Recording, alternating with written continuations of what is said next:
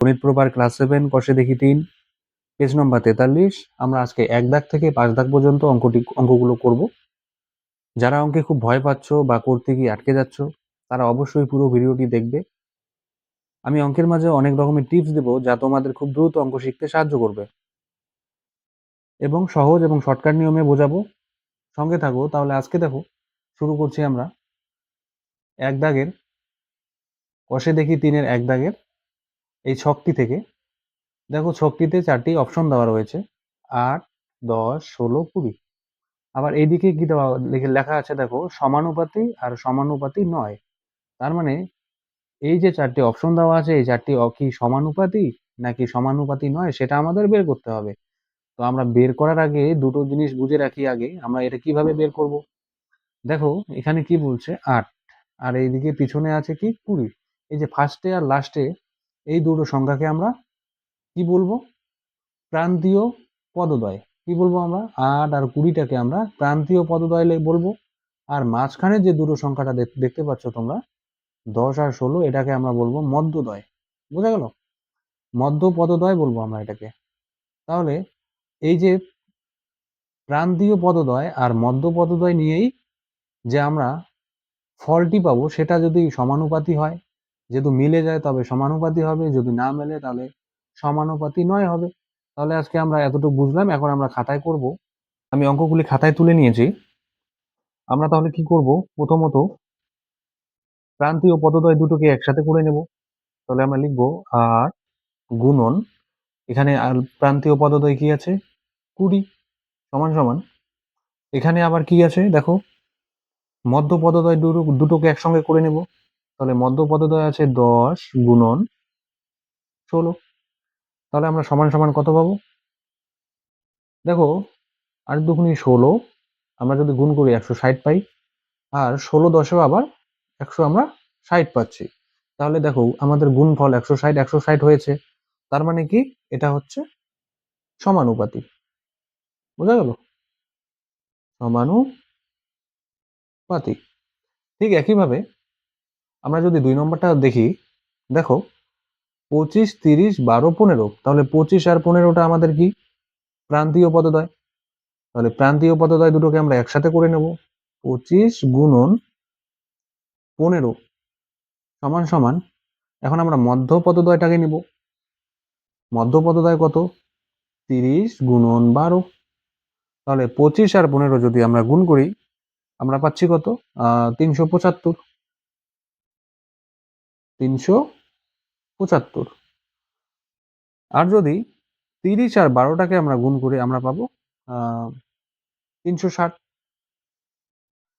যদি তোমাদের অসুবিধা তোমরা গুণ করে নেবে, আমি একটু তাড়াতাড়ি করে দিচ্ছি। 25 গুণন 15 375 পেলাম, 30 গুণন 12 আমরা 360 পেলাম। তাহলে দেখো এটা আলাদা এটা আলাদা। যদি এটা আলাদা হয় তাহলে সমানুপাতি নয়। সমানুপাতি নয়। বোঝা গেল? একইভাবে আমার 3 নম্বরটা দেখো 5 7 25 35। তাহলে আমরা কি করব, ঠিক একইভাবে প্রান্তীয় পদদ্বয় দুটোকে একসাথে করে নেব। 5 গুণন 35 আর হচ্ছে 7 গুণন 25। এটা হচ্ছে মধ্য পদদ্বয়। তাহলে এই দুটোকে যদি গুণ করি তাহলে দেখো 5 5 25 হাতে থাকছে 2, 3 5 15 আর 2 হচ্ছে 17। তাহলে কত পাচ্ছি 175। আবার ঠিক একইভাবে এটাও গুণ করব। 5 7 35 হাতে থাকছে 3, 7 দুগুণে 14 আর 3 হচ্ছে 17। তাহলে কত পাচ্ছি আমরা 100 উপরে 175 নিচেও 175। তার মানে এটা কি আমাদের গুণফলটা মিলে গেছে। তাহলে আমরা লিখতে পারি এটা সমানুপাতি। সমানুপাতি। খুব সহজভাবেই দিচ্ছি আমি। বেশি জটিল ভাষাও ব্যবহার করছি না যাতে তোমাদের বুঝতে অসুবিধা না হয়। 4 নম্বরটা ঠিক একইভাবে আবার করব। প্রান্তীয় পদদ্বয় দুটোকে একসাথে করে নেব। 4 গুণন 18 আর মধ্য পদদ্বয়টা কি আছে 10 গুণন 30। তাহলে আমরা কত পাবো 4টা 32 সাথে থাকছে 3, 4 4 আর 3 হচ্ছে 7। ঠিক একইভাবে 10 শূন্যের 0, 3 10-এ 30। তাহলে আমরা কত পাচ্ছি? একদিকে পাচ্ছি 72, একদিকে পাচ্ছি 300। তাহলে এটা তো আমাদের গুণফলটা একই হচ্ছে না, তাহলে আমরা কি বলবো এটা? সমানুপাতি নয়। সমানুপাতি নয়। ঠিক একইভাবে 5 নম্বরটাও করব। 5 নম্বরটা দেখো, তাহলে প্রান্তীয় পদদ্বয় দুটোকে একসাথে করে নেব। 5 গুণন প্রান্তীয় পদদ্বয় হচ্ছে 20, আর মধ্য পদদ্বয় হচ্ছে 10 গুণন 16। তাহলে 5 শূন্যের 0, 5 দুগুনি 10, 100 হচ্ছে। আর এদিকে 6 10-এ 60, হাতে থাকছে 6, দশককে 10 আর 1 6 হচ্ছে, দশককে 10 আর 6 হচ্ছে 16। তাহলে 160। উপরে আমরা একটা পাচ্ছি 100, নিচে একটা পাচ্ছি 160। তাহলে কি আলাদা হচ্ছে? যদি আলাদা হয় তাহলে এটা কি হবে? সমানুপাতি নয়। দেখো আমি এখানে সমানুপাতি নয় লিখে দিচ্ছি। তোমরা এই ছকটিতে, বইয়ের ছকটিতে কিন্তু তোমরা সমানুপাতির জায়গায় যদি সমানুপাতি হয় তাহলে সেই প্রশ্নটাকে সমানুপাতির জায়গায় লিখবে, আর যদি সমানুপাতি নয় হয় তাহলে এই যে দাগটা আছে সেটা সমানুপাতি নয়ের জায়গায় লিখে দিবে। বোঝা গেল? 6 নম্বরটা দেখো, প্রান্তীয় পদদ্বয় দুটোকে একসাথে করে নিব আবার। 9 গুণন 30, আর মধ্য পদদ্বয় হচ্ছে 15 গুণন 18 সমান সমান, দেখো 9 শূন্যের 0, 3 নং 27। একইভাবে 15 আর 18 যদি গুণ করি তাহলে আমরা কত পাবো? 270। তোমরা চাইলে অন্যভাবে খাতায় করে নিতে পারো। তাহলে দেখো 270 একটি পাচ্ছি আর অপরটিও 270 পাচ্ছি। তাহলে এটা কি হবে? সমানুপাতিক। সমানুপাতিক। বোঝা গেল? এখন নম্বর প্রশ্নটা দেখো, 4 জন লোক একটি কাজ 15 দিনে করতে পারে, হিসাব করে দেখি 10 জন লোক ওই কাজটি কত দিনে করতে পারবে। কি বলেছে? 8 জন লোক একটি কাজ 15 দিনে করতে পারে, 10 জন লোক ওই কাজটি কত দিনে করবে। ঠিক আছে? তাহলে আমরা কোথা থেকে শুরু করব? আমরা সবসময় শুরু করব যেটা আমাদের কাছে চেয়েছে সেটা থেকে শুরু করব। আমাদের কাছে কি চেয়েছে? ওই কাজটি করতে কতদিন সময় লাগবে? দিন সংখ্যা চেয়েছে, তাই তো? দেখো কতদিন, কতদিন যেহেতু চেয়েছে তাহলে আমাদের অঙ্কর শুরুটা আমরা এখান থেকে করব। অনেক সহজভাবেই করব। তোমরা দেখতে থাকো।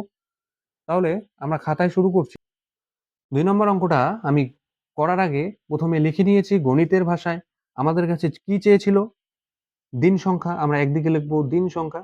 যেটা আমাদের চাবে সেটা আমরা সবসময় ডান দিকে লিখব। বোঝা গেল? দিন সংখ্যা। দিন সংখ্যা চেয়েছে, দিন সংখ্যা লিখলাম। এখন আমাদের ১ম এ কি চেয়েছে? জনসংখ্যা বা লোকজন। কতজন লোক বলেছে না? তাহলে আমরা কি লিখব? লোক সংখ্যা বা জনসংখ্যা। লোক সংখ্যা লিখে দিলাম আমি। তাহলে লোক সংখ্যা কত ছিল? ৮ জন লোক ১৫ দিনে। তাই না? আমাদের বিষয়বস্তুতে ১ম এ কি বলেছে? ৮ জন লোক ১৫ দিনে একটি কাজ করে। তারপরে কি বলেছে? ১০ জন লোক ওই কাজটি কত দিনে করবে? তাহলে ১০ জন যেহেতু বলেছে পরের বিষয়বস্তুটিতে, তাহলে আমরা ১০ জন লিখব, লোক সংখ্যার নিচে ১০ জন। আর দিন সংখ্যাটা আমাদের বের করতে হবে। বোঝা গেল? যদি তোমরা কখনো এই বিষয়বস্তুটা যে আমরা বের করেছি, এই বিষয়বস্তুটা আমাদের মেইন। বোঝা গেল? তো এই যে বিষয়বস্তুটা আমরা বের করার ফলে আমাদের কি অর্ধেক অঙ্ক অলরেডি হয়ে গেছে কিন্তু। তাহলে এখন আমরা কি করব? এদের সম্পর্ক নির্ণয় করব। তো সম্পর্ক নির্ণয় করতে গেলে তোমরা দেখো লোক সংখ্যা আর দিন সংখ্যার মধ্যে কি বের করব। তাহলে কি বলেছে? ৮ জন লোক একটি কাজ ১৫ দিনে করে, ১০ জন লোক ওই কাজটি কত দিনে করবে। ঠিক আছে? তাহলে ভালো করে বোঝো এই জায়গাটা। এই জায়গাটা যদি তোমরা সঠিক করতে পারো তাহলে তোমাদের আর অঙ্ক ভুল হবে না। একটু ভালো করে বুঝে নাও। ৮ জন লোক ১৫ দিনে, আর ১০ জন লোক কত দিনে? তাহলে দেখতে পাচ্ছ তোমরা ৮ জন লোক থেকে যদি আমি ১০ জন করে দেই তাহলে কি হবে? আমার দিন সংখ্যাটা কমে আসবে। যদি দিন সংখ্যাটা কমে আসে তাহলে কি হচ্ছে? একদিকে লোক সংখ্যা কমছে তো দিন সংখ্যা বাড়ছে, অপরদিকে লোক সংখ্যা বাড়ছে তো দিন সংখ্যা কমছে। যেহেতু ১০ জন লোক হওয়ার কারণে আমার কাজের দিন সংখ্যাটা কমে আসছে। তাহলে কি হবে? এর এর পরিপ্রেক্ষিতে আমরা বুঝতে পারছি যে এটা ব্যস্ত সম্পর্ক, তাই তো? ব্যস্ত, তাহলে আমরা লিখব লোক সংখ্যা ও দিন সংখ্যার মধ্যে দিন সংখ্যার মধ্যে কি সম্পর্ক? ব্যস্ত সম্পর্ক। ঠিক আছে? এখন আমরা কি লিখব? আমরা লিখে নেব সমানুপাতিক হলো। আমরা প্রথমেই লিখব সুতরাং সমানুপাতিক হলো সমানুপাতটি কি? যা আছে তাই। তার মানে কি? 8:10 কেন? আমরা সমানুপাত যখন বলবো তখন আমরা এইভাবে সাজিয়ে নিব। বোঝা গেল? এখন কি সমানুপাত কথাটা যেহেতু বলেছে, তার মানে এই যে গ্যাপটা দেখতে পাচ্ছ, এই গ্যাপের মাঝে আমরা কি সমানুপাত চিহ্নটা বসিয়ে দেব। সমানুপাত চিহ্ন মানে কি? দুটো ইস্টু বসিয়ে দেব। তারপরে কি বলেছে দেখো 15/x, এই 15/x যেহেতু দিন সংখ্যার নিচে আছে আর আমাদের সম্পর্কটা যেহেতু বের হয়েছে ব্যস্ত সম্পর্ক, তাহলে কি হবে? ব্যস্ত সম্পর্ক মানে সেটাকে আমরা উল্টে দেব। তার মানে কি x টা আগে আসবে আর 15টা পরে যাবে। বোঝা গেল? এখন আমরা এটাকে বা ধরে বের করে নেব। তাহলে বা ধরে যখন বের করব, এই যে ৮ টা আছে এখানে আমরা লিখব। এই ইস্টু মানে কিন্তু ভাগ। তাহলে ভাগ মানে কি? একটা দাগ দিয়ে আমরা নিচে যদি কোনো সংখ্যা বসিয়ে দেই তাহলে এটা ভাগ আকারে প্রকাশ করা বোঝায়। তাহলে নিচে আমরা লিখব ১০ আর এই সমানুপাত মানে কি? সমান, সমান। আর এইদিকে x আছে উপরে, নিচে আমরা লিখব ১৫। তাই তো? এই ইস্টুর বদলে ভাগ। এখন আমরা এটা কি কোণাকুণি গুণ করব। তাহলে আবার বা ধরে নিয়ে আমরা কোণাকুণি গুণ করে নেব। তাহলে x যেই দিকে আছে সেটা থেকে আমরা শুরু করব। তাহলে দেখো ১০x আমরা লিখব ১০x সমান, সমান এদিকে ৮ আছে, এটা যা আছে তাই। আমরা গুণ করে দেব না, সোজা বসিয়ে দেব। ঠিক আছে? তাহলে আমাদের কি অঙ্কটা সোজা হবে। তারপরে কি? আবার আমরা সুতরাং ধরে কি করব? x টা আগে ধরে নেব। কেন? x টা ধরে নিলে আমাদের অঙ্কটা প্রায় অলরেডি কমপ্লিট। ঠিক আছে? x সমান, সমান ৮ গুণন যা আছে তাই লিখে দেব। এখন দেখো একটা জিনিস, এই যে ১০ টা আছে সেটা কি গুণ আকারে আছে। এটা যেহেতু গুণ আকারে আছে, এটা যখন আমাদের এই সমান সমানের এই দিকে আসবে, তাহলে কি হবে? সেটা ভাগ আকারে প্রকাশ পাবে। তাহলে আমরা ভাগ আকারেই নিয়ে আসবো। এখানে ১০ দিয়ে দেব। এখন যদি আমরা কাটাকাটি করি দেখো, এই ১০ আর এই ১৫ সরি ২ দিয়ে যদি কাটি বা ৫ দিয়ে কাটি, ৫ দিয়েই যাবে। ৫ দুগুণে ১০, ৩ পাঁচা ১৫ হলো। তাই তো?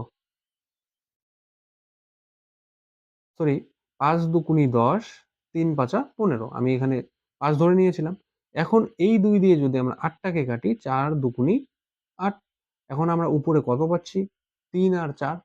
তাহলে এই ৩, ৪ টা উপরে আছে আমরা গুণ করে নেব। উপরে, উপরে আমাদের কাটাকাটি যায় না। তাহলে ৩ ৪ ১২। তার মানে তোমরা এখন বুঝতে পারলে যে লোক সংখ্যা ও দিন সংখ্যার মধ্যে যে বিষয়বস্তুটা, এখানে ৮ জন লোক যদি কাজ করে তাহলে ১৫ দিনে শেষ করে। আর ১০ জন লোক যদি কাজ করে সেই কাজটি ১২ দিনে শেষ করে।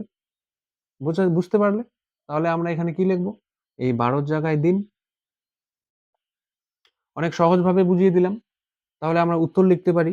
আমাদের বইয়ে কি চেয়েছে? ১০ জন লোক ওই কাজটি কত দিনে শেষ করবে? সুতরাং ১০ জন লোক ওই কাজটি ১২ দিনে শেষ করবে। ১২ দিনে শেষ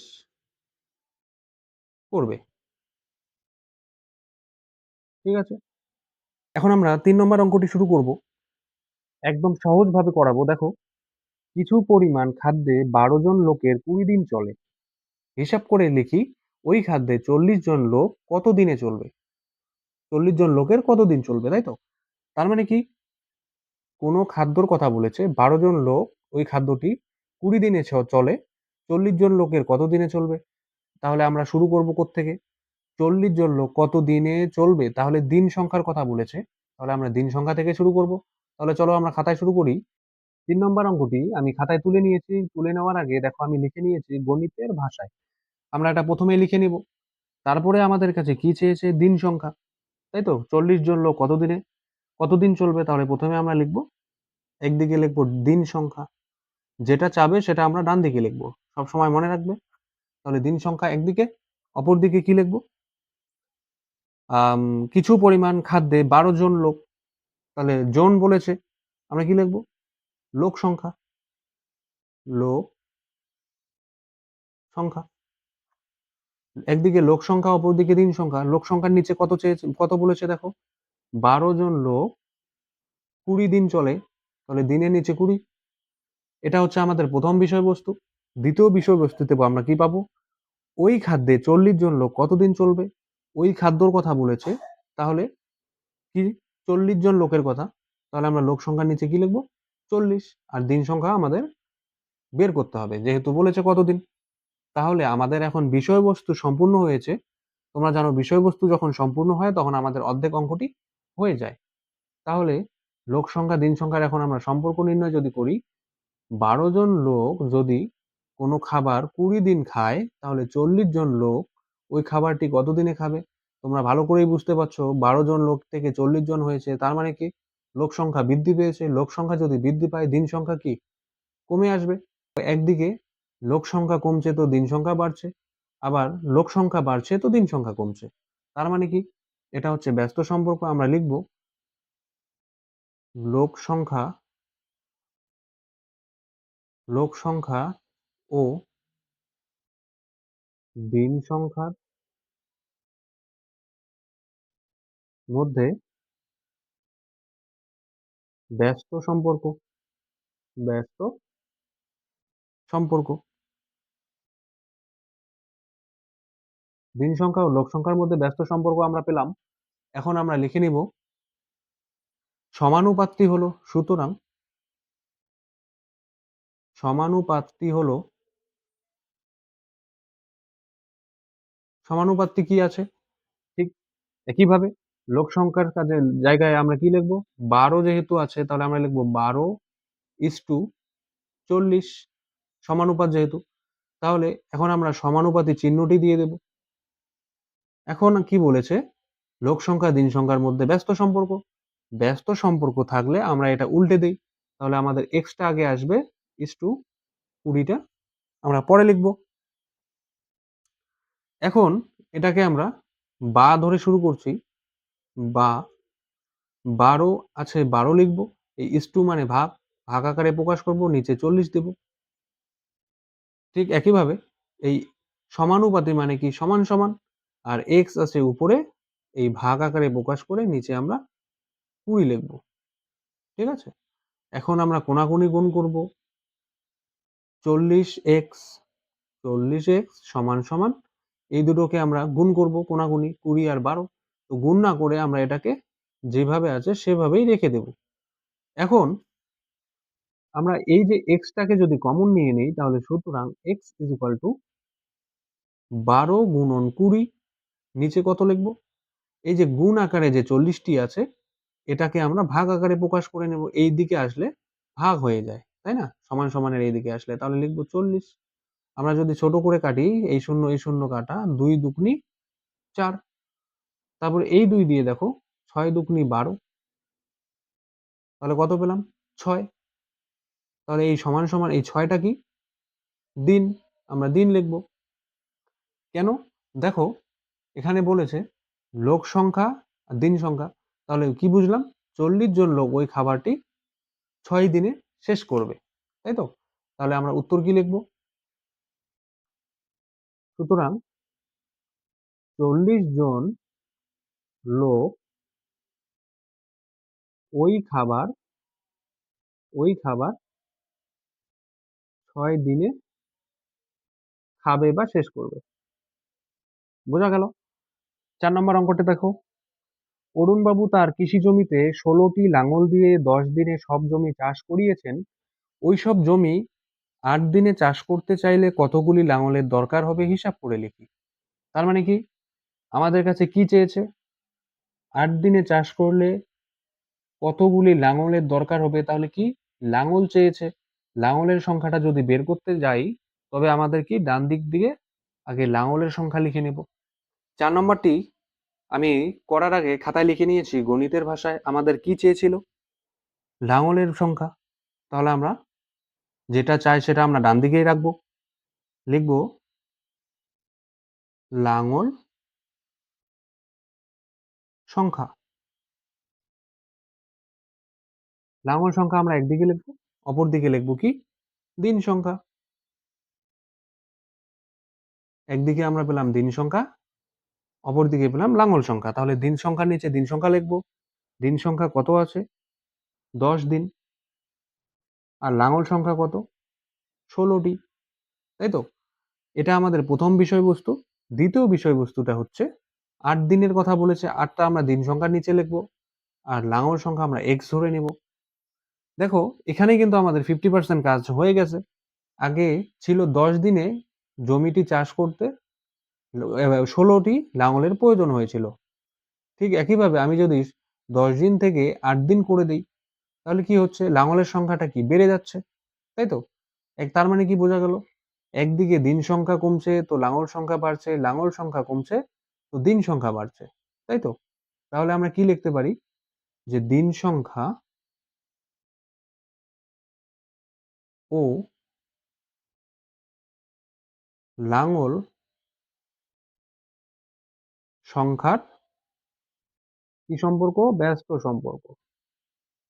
ব্যস্ত সম্পর্ক। লাঙল সংখ্যা ও দিন সংখ্যার মধ্যে কি পেলাম আমরা? ব্যস্ত সম্পর্ক। এখন আমরা বের করব সমানুপাতটি হলো, সুতরাং সমানুপাতটি হলো, সমানুপাতটি কি ছিল? দেখো 10 দিন আর নিচে আছে 8 দিন। তাহলে আমরা সমানুপাত যেহেতু লিখেছি তাহলে সমানুপাতেই প্রকাশ করব। এদিকে একদিকে লিখব 10 ইস্টু, এটা 10 ইস্টু 8। সমানুপাত কথাটা উল্লেখ হয়েছে তাহলে আমরা এখানে সমানুপাত দিয়ে দেব। আর ব্যস্ত সম্পর্ক যেহেতু তাহলে ঠিক x টা আগে আসবে, 16টা পরে আসবে। তাই তো? ব্যাপারটা উল্টে দিতে হয় ব্যস্ত সম্পর্কে। এখন আমরা লিখব বা ধরে করব। বা ধরে যদি করি উপরে 10 দিব, নিচে কত দেব? 8, নিচে 8 দেব। আর সমানুপাত চিহ্ন আছে তার জন্য সমান সমান উপরে x নিচে হচ্ছে 16। এখন আমরা আবার বা ধরে এটাকে কোনাকুনি গুণ করে নেব। তাহলে গুণ করার আগে দেখো x যেই দিকে আছে সেই দিকটাকে থেকে আমরা আগে গুণ করব। তাহলে 8x সমান সমান আছে সমান সমান দেব। 10 আর 16 কে যদি গুণ করি, গুণ না করে আমরা একই রাখবো। তাহলে 10 গুণন 16। এখন যদি আমরা সুতরাং ধরে এটাকে x টাকে আমরা কমন ধরে নেই, তাহলে কি পাচ্ছি? 10 10ই থাকবে গুণন 16। এই 8 টাকে গুণ আকারে আছে সেটাকে আমরা ভাগ আকারে নিয়ে আসবো। এখন দেখো 8 দুগুণি 16 কে কাটতে পারি। তাহলে 10 দুগুণি আমরা কত পাচ্ছি? উপরে উপরে গুণ করে 20। তাহলে কি 8 দিনে সেই জমিগুলি চাষ করতে 20 দিন, 20 টি লাঙলের প্রয়োজন হবে। তাহলে আমরা এখানে লিখব 20 টি, তাই তো? এখন আমরা উত্তর লিখতে পারি, সুতরাং 8 দিনে জমি চাষ করতে 20 টি লাঙল এর প্রয়োজন হবে। বা তোমরা তোমাদের মতন করেও লিখতে পারো।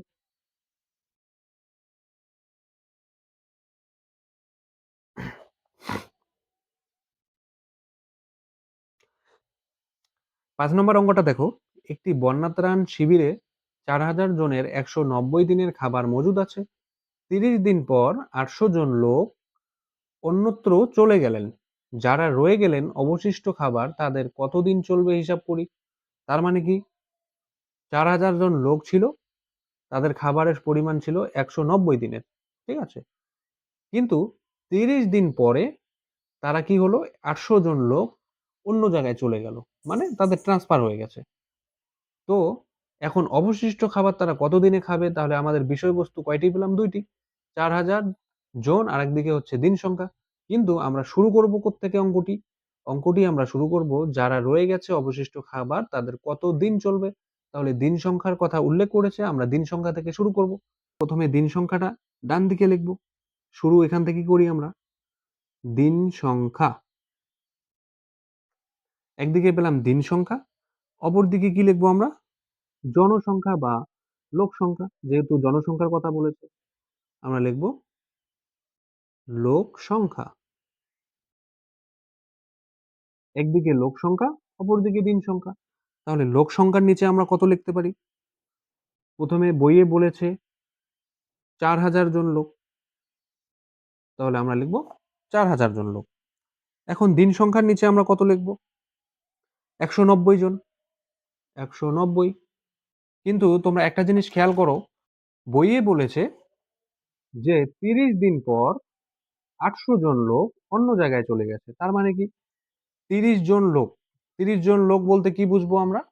ওর দিন সংখ্যার থেকে আমরা ৩০ দিন বিয়োগ করে দেব। তাহলে আমরা কত পাবো? সমান, সমান আম ১৯০ থেকে ৩০ গেলে থাকছে ১৬০। ঠিক আছে? তারপর কি বলেছে? দ্বিতীয় বিষয়বস্তুতে আমরা পাবো যে ৮০০ জন লোক অন্য জায়গায় চলে গেছে। তার মানে কি? এই যে মোট ৪,০০০ জন লোক হচ্ছে মোট ৪,০০০ জনের ভিতর থেকেই তো ৩০০ জন ৮০০ জন চলে গেছে। তাহলে আমরা কি করতে পারি? ৪,০০০ থেকে ৮০০ বিয়োগ করে দেব। ২০০ জন। ৩,২০০ জন। এখন আমাদের দিন সংখ্যা বের করতে হবে। তাহলে আমাদের বিষয়বস্তু সম্পূর্ণ, মানে আমাদের মেইন কাজটি সম্পূর্ণ হয়ে গেছে। সম্পর্ক নির্ণয় করতে গেলে দেখো এখানে কি বলেছে? লোক সংখ্যার কাছে ৪,০০০ জন লোক লোকের খাবার মজুদ আছে কত দিনের? ১৬০ দিনের। তাহলে ৩২০০ জন লোকের খাবার কতদিন চলবে? তার মানে কি?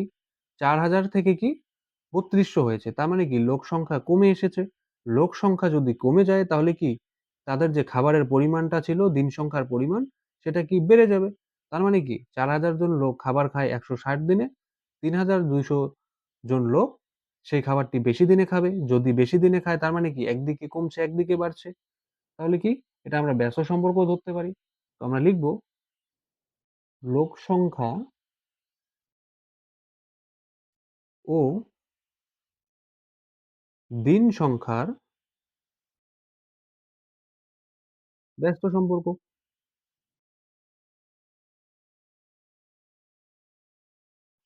লোক সংখ্যা ও দিন সংখ্যার ব্যস্ত সম্পর্ক। অনেক সহজভাবেই করে দিচ্ছি। তারপরে আমরা কি লিখব? সমানুপাতটি হলো। তাহলে সুতরাং সমানুপাতটি হলো, সমানুপাতটি হলো কি? প্রথমে আছে ৪,০০০, আমরা লিখে দেব ৪,০০০ ইস টু কত আছে দেখো ৩২০০। তাহলে লিখব ৩২০০ গুণন সরি সমানুপাত চিহ্ন। তারপরে কি আছে দেখো? ব্যস্ত সম্পর্ক যেহেতু, তাহলে আমরা কি উল্টে দেব? x টা আগে দিব, ইস টু ১৬০ টা পরে দিব। এখন আমরা এটাকে বা ধরে যদি করি, তাহলে আমরা কি পাবো?